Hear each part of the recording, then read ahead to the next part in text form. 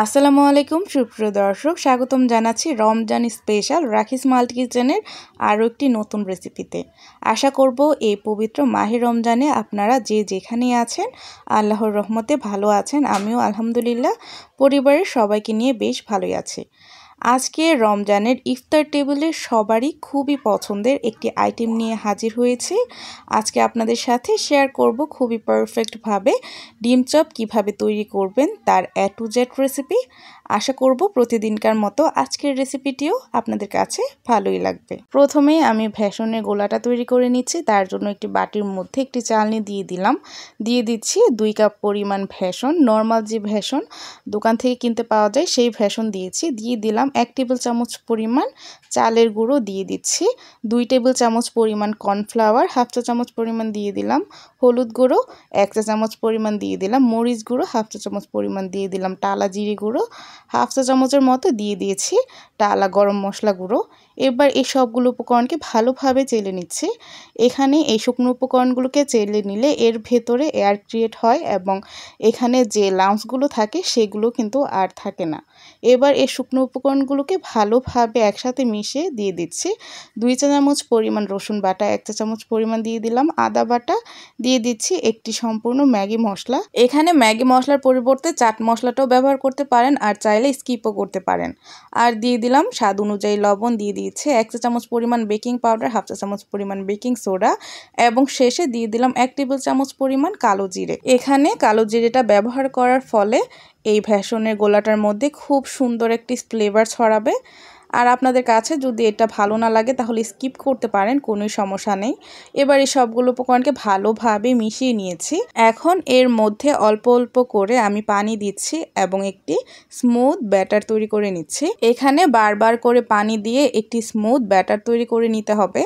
আর হ্যাঁ, এখানে কিন্তু আমি রুম টেম্পারেচারের যে নর্মাল পানিটা আছে সেই পানিটা এখানে ব্যবহার করছি এবং অল্প অল্প করে মিশিয়ে আমি একটি স্মুথ ব্যাটার তৈরি করে নিচ্ছি।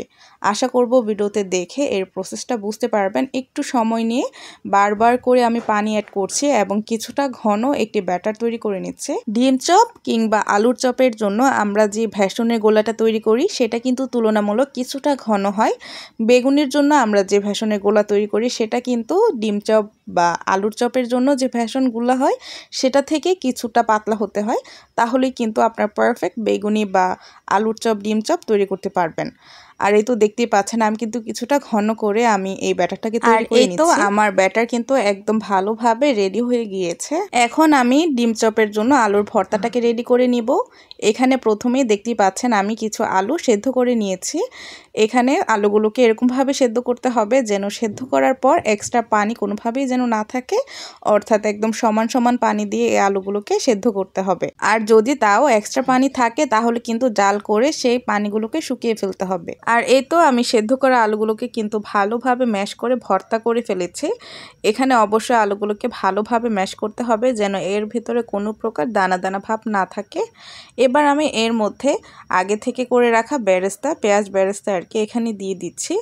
এখানে পেঁয়াজগুলোকে ভালোভাবে কুচি করে আমি এখানে পেঁয়াজ বেরেস্তা করে রেখেছিলাম সেগুলো।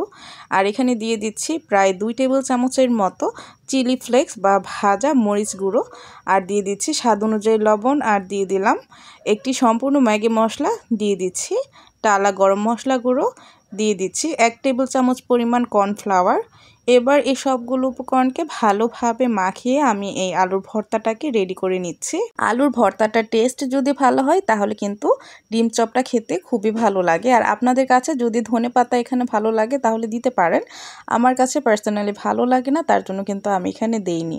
আর এই তো দেখতেই পাচ্ছেন এখানে আমি 2টি ডিম নিয়ে নিয়েছি। 2টি ডিমকে আমি 4 ফালি করে কেটে নিয়েছি। আপনারা চাইলে অর্ধেক কিংবা আস্ত করেও কিন্তু এখানে ডিম চপটা বানিয়ে নিতে পারেন আপনাদের পছন্দ অনুযায়ী। এবার আমি হাতটাকে ভালোভাবে ধুয়ে এখান থেকে পরিমাণ মতো খামি নিয়ে নিচ্ছি।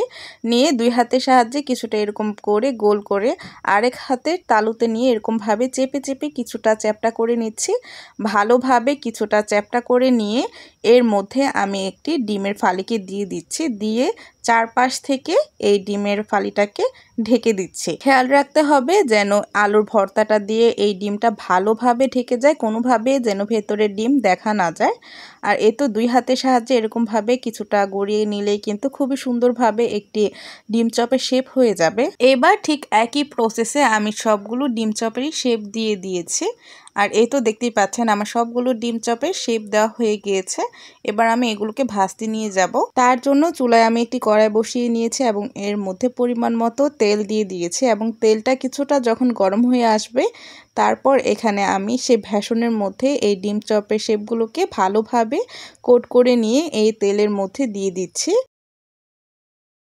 আর যখন একটি ডিম চপের এক পাশ কিছুটা হয়ে আসবে তখন আমি এটিকে উল্টে অপর একটি ডিম চপ এখানে দিব।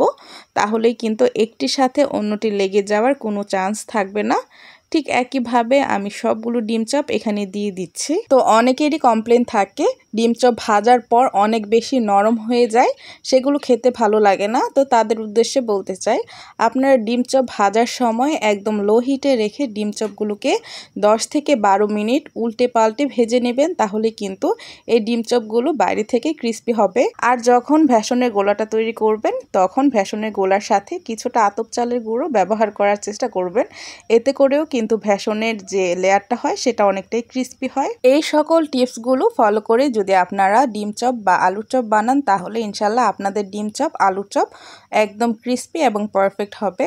আর উল্টে পাল্টে 10 থেকে 12 মিনিট ভাজার পর আমার এই ডিম চপগুলো কিন্তু একদম পারফেক্টলি ভাজা হয়ে গিয়েছে।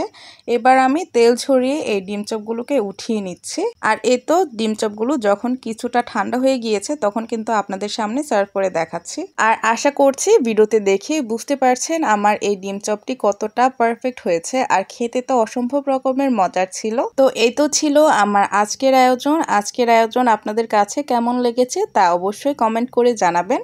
আর যদি ভালো লেগে থাকে তাহলে আমার ভিডিওটিকে লাইক কমেন্ট শেয়ার করে আমার পাশেই থাকবেন, কেননা আপনাদের একটি লাইক কমেন্ট শেয়ার আমার পরবর্তী ভিডিও বানাতে অনেক বেশি অনুপ্রেরণা দেয়। আর এরকমই সব নিত্য নতুন রেসিপি রেগুলার দেখতে চাইলে আমার চ্যানেলটিকে সাবস্ক্রাইব করে আমার পাশেই থাকবেন।